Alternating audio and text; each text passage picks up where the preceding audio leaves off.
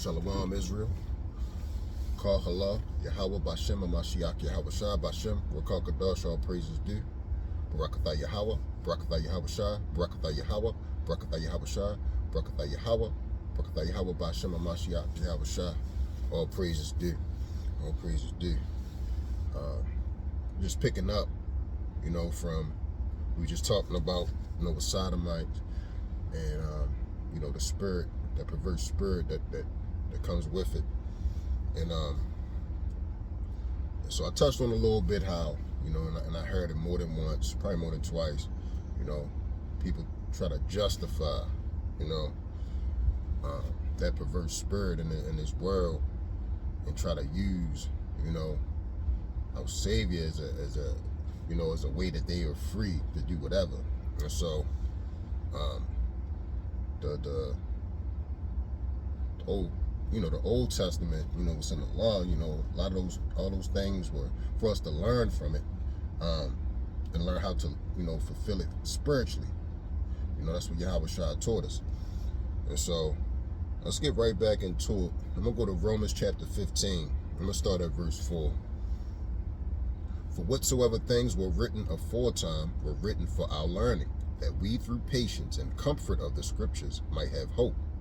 Now the power of patience and consolation grant you to be like-minded, one toward another, according to a Mashiach Yahweh Shah, that ye may with one mind and one mouth glorify the power, even the Father of our Lord Yahweh Shah HaMashiach. And so, everything written aforetime was for learning and, how to live morally, according to the Most High. And so, being perverse was never accepted by the Most High. The whole pride movement, that will never be accepted by the Most High. And so, it's very carnal thing. It's a very against nature thing. Like I said, man with man, woman with woman, and and even just having certain desires, lead your life, consuming your mind and consuming your life to a point where it controls you, same type of spirit. And, we fulfill that by staying in the spirit, staying in this truth, always desiring, always reaching to please the Most High as much as we can, and relying on the blood of Yahweh Shah. But we always got to listen to the words, and that true faith comes with the belief in the words, and that we got to hold ourselves accountable to live by. And so, let's go to Galatians chapter 5, verse 17. It's Galatians 5, verse 17. For the flesh lusteth against the spirit, and the spirit against the flesh. And these are contrary the one to the other, so that ye cannot do the things that ye would. But if ye be led of the spirit, ye are not under the law. Now the works of the flesh are manifest, which are these: adultery, fornication, uncleanness, lasciviousness. So, pay attention to that word lasciviousness. We're going to look into that in a second. Lasciviousness, idolatry, witchcraft, hatred, variance, emulations, wrath, strife, seditions, heresies, envyings, murders, drunkenness, revelings, and such like, of the which I tell you before, as I have also told you in time past, that they which do such things shall not inherit the kingdom, but the power. And so, it's the carnal against the physical, it's the obedience against disobedience, See, to be led by the Spirit is to be led by the word of the Most High in truth, in spirit. And so, that word lasciviousness, we're going to look into that. And so, this is out of the interlinear, and it's just a definition of the interlinear for sodomite. Let's look at this first. This is H6945. And it says Kades. And H6942. No. H6945. And it says sacred person, technically a male devotee by prostitution, to licentious idolatry, unclean. So that licentious and lasciviousness, they go hand in hand. So let's take a look at both of those real quick, because it really shows the spirit of a sodomite. So licentious simply means morally unrestrained, full of license, unrestrained, liberty in both good and bad sense. Licentious. So in this case of a sodomite, they're licentious, where they're morally, unrestrained. They have no barriers. They have no, they have no morals, no standard. And look at lasciviousness. This lasciviousness in the interlinear is G766. G766. It's a word that says asalgia, and it says unbridled lust, excess, licentiousness, lasciviousness, wantonness, outrageousness, shamelessness, insolence. So licentious and lasciviousness, they go hand in hand. It's just to be morally unrestrained. You have no limits, and yet you just desire everything that goes against the Most High. And so not only are sodomites morally, unrestrained, but they have no shame with it. No shame at all. And so that's why their whole movement is built on pride. You know how much pride that takes to say, doesn't matter, what the Most High say. We're gonna do this, and we're gonna have pride doing it, no shame. And so I'm gonna get a precept about pride, because we all know that pride, comes before destruction. And let's get a precept about pride, what the Most High say about pride. Let's go to Psalms 10. Psalms 10, verse 3 and 4. Psalms 10 and 3. For the wicked boasteth of his heart's desire, and blesseth the covetousness, whom the Lord abhorreth. See, they say it's a blessing in the wickedness that the Most High is totally against. Verse 4. The wicked, through the pride of his countenance, will not seek after the power. The power is not in all his thoughts. So Most High is not in all his thoughts. This is why they're comfortable and shamelessly, partaking in things that go against him. And they know it's wicked.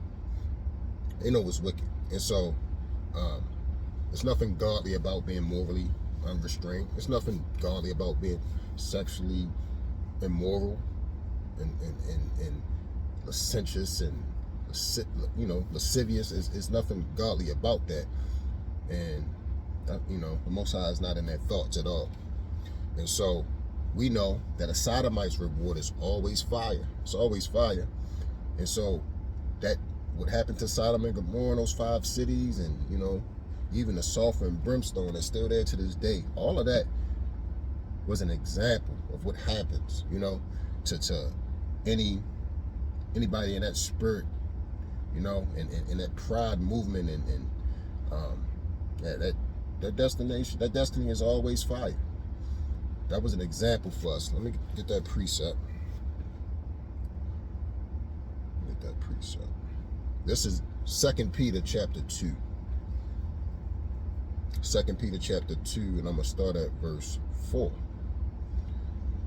For if the power spared not the angels that sinned, but cast them down to hell, and delivered them into chains of darkness to be reserved unto judgment, and spared not the old world, but saved Noah the 8th person, a preacher of righteousness, bringing in the flood upon the world of the ungodly, and turning the cities of Sodom and Gomorrah into ashes, condemning them with an overthrow, making them an example unto those that after should live ungodly. So what he did to Sodom and Gomorrah, to that, to those people that had that perverse sodomite spirit, it was an example. An example is the same thing. So for those that live after, well, we're here, we're living after, so that's always an example of how never to partake in those activities, the sexual immorality, the unshamefulness, idolatry, just all manner of wickedness. Let's keep going. This is 2 Peter chapter 2, let's pick up at verse 6 again. And turning the cities of Sodom and Gomorrah into ashes, condemning them with an overthrow, making them an example unto those that after should live ungodly, and delivered just Lot, vexed with the filthy conversation of the wicked. For that righteous man dwelling among them, and seeing and hearing vexed his righteous soul from day to day with their unlawful deeds. The Lord knoweth how to deliver the godly out of temptations, and to reserve the unjust unto the day of judgment, to be punished. But chiefly them that walked after the flesh in the lust of uncleanness, and despised government. Presumptuous are they, self-willed, they are not afraid to speak evil of dignities. And so they despise government. Now, they aligned with this government in this world because that's why they got these laws passed for them and these laws that's there for them. You know, the government of this world, they align right with it. Spiritual Egypt, spiritual Sodom. But the government of the Most High, living by the principles of the Most High, who abhors this way of living, no desire of it. And not only that, they have so much pride that you know, they lift their rainbow flag and all that, when that symbol, you know, any bow, rainbow, it's supposed to be a sign, a holy sign, a godly sign, that, you know, the covenant that the Most High made with Noah and his sons. And so and let's get that real quick. It's Genesis chapter 9. I'm gonna just start at verse 1 and kind of read down and just show about the bow. You know, we'll proceed. It's Genesis chapter 9, verse 1. And the power blessed Noah and his sons, and said unto them, Be fruitful and multiply, and replenish the earth. And the fear of you and the dread of you shall be upon every beast of the earth, and upon every fowl of the air, upon all that moveth upon the earth, and upon all the fishes of the sea. Into your hand are they delivered. Every moving thing that liveth shall be meat for you, even as the green herb have I given you all things. But flesh with the life thereof, which is the blood thereof, shall ye not eat. And surely your blood of your lives will I require, at the hand of every beast will I require it, and at the hand of man, and at the hand of every man's brother will I require the life of man. Who sheddeth man's blood, by man shall his blood be shed, for in the image of the power made he man. And you, be ye fruitful and multiply, bring forth abundantly in the earth, and multiply therein. And so the Most High has given Noah and his sons instructions, you know, after they were saved out of the flood.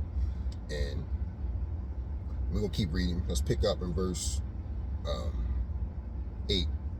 And the power spake unto Noah and to his sons with him, saying, And I, behold, I establish my covenant with you and with your seed after you, and with every living creature that is with you, of the fowl, of the cattle, and every beast of the earth with you, from all that go out of the ark to every beast of the earth. And I will establish my covenant with you, neither shall all flesh be cut off any more by the waters of a flood, neither shall there any more be a flood to destroy the earth. Verse 12, and the power said, This is the token of the covenant which I make between me and you, and every living creature that is with you, for perpetual generations. I do set my bow in a cloud, and it shall be for a token of a covenant between me and the earth. Verse 13 again. I do set my bow in the cloud, and it shall be for a token of a covenant between me and the earth. And it shall come to pass, when I bring a cloud over the earth, that the bow shall be seen in the cloud. And I will remember my covenant, which is between me and you and every living creature of all flesh. And the water shall no more become a flood to destroy all flesh. And the bow shall be in the cloud, and I will look upon it, that I may remember the everlasting covenant between the power, every living creature of all flesh that upon the earth. And the power said unto Noah, This is the token of the covenant which I have established between me and all flesh that is upon the earth.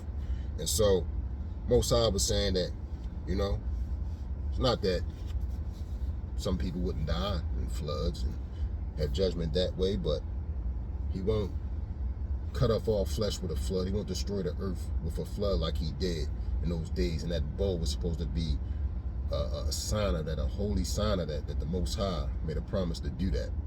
And so we see what Sodomites do. They say, well, shoot, we're going to use that and do all manner of wickedness when it's supposed to be kept holy. Most High said, Be ye holy, for I am holy. So every covenant he makes, every command he makes is supposed to be, you know, treated holy. And let's get another precept. Let's go to Revelation chapter 4. This is Revelation chapter 4. I'm going to start at verse 1. After this I looked, and behold, a door was open in heaven, and the first voice which I heard was as it were of a trumpet talking with me, which said, Come up hither, and I will show thee things which must come, which must be hereafter. And immediately I was in a spirit, and behold, a throne was set in heaven, and one sat on the throne. He that sat was to look upon like a jasper and a sardine stone. And there was a rainbow round about the throne, in sight like unto an emerald. So there go the rainbow again, you know. And this is a heavenly symbol, a heavenly sign, you know, and it's supposed to be treated as such, not treated in unrighteousness. And so that bow, it's not for the wicked. That bow is the Lord's. The rainbow is the Lord's. Let's get another one. Let's push forward to Revelation chapter 10. Revelation chapter 10, verse 1. And I saw another mighty angel come down from heaven, clothed with a cloud, and a rainbow was upon his head, and his face was as it were the sun, and his feet as pillars of fire. And he had in his hand a little book open, and he set his right foot upon the sea, and his left foot upon the earth. And he cried with a loud voice, and as when a lion roareth.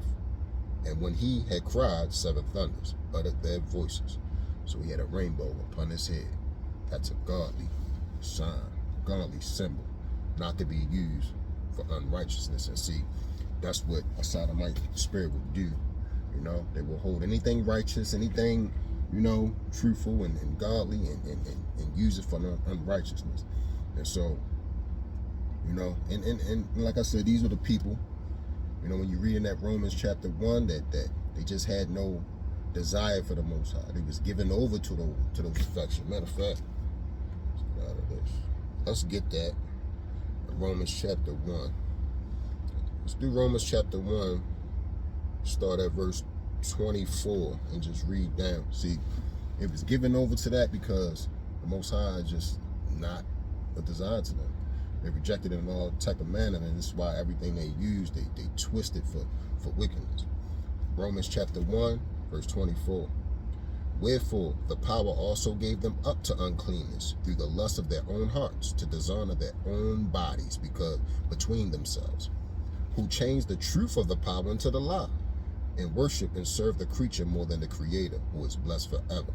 So they serve the creature more than the Creator because they say, well, we can do what we want to do with whatever we want to do. And so they have no desire in the Most High. Verse 26, for this cause the power gave them up unto vile affections, for even their women did change the natural use and that which is against nature. You know, women with women. Verse 27, and likewise also the men, leaving the natural use of the woman, burned in the lust of one toward another, men with men, working that which is unseemly, and receiving in themselves that recompense of error that was meet. And even as they did not like to retain God in their knowledge, God gave them over to a reprobate mind to do those things which are not convenient, being filled with all unrighteousness, fornication, wickedness, covetousness, maliciousness, full of envy, murder, debate, deceit, malignity, whispers, backbiters, haters of the power, despiteful, proud. So that pride, proud, boasters, inventors of evil things, disobedient to parents, without understanding, covenant breakers, without natural affection, implacable, unmerciful, who knowing the judgment of the power. So anybody that desires in these things and partakes in these things, and you know, that don't retain the Most High, and we know that had to be established during the time of repentance, whether you were a believer or not, and your works follow you. Verse 32, who knowing the judgment of the power, that they which commit such things are worthy of death, not only do the same, but have pleasure in them that do them. So they take pleasure in going against the Most High. And that's why they have a great pride movement. But the bow is the Lord's, and it's for righteousness, is to keep holy. It's the Lord's. And like I said before, a Sodomite, the spiritual Sodom, when it comes down, you know, a Sodomite's destiny is always fire. Always fire. Again, worthy of death. So, you know, I pray that was edifying, you know, because, you know, it definitely is discussing how this, you know, This nation, man, is just built on being very perverse, man, and it's just no shame in it. Like, it's like they just take so much pride in doing it. So hope this was edifying. I love y'all, family. Let's give all praise, honor, and glory to Yahweh, Ba'Shem Mashiach, Yahweh Shah, Ba'Shem Rakakadash. All praises due. Shalom.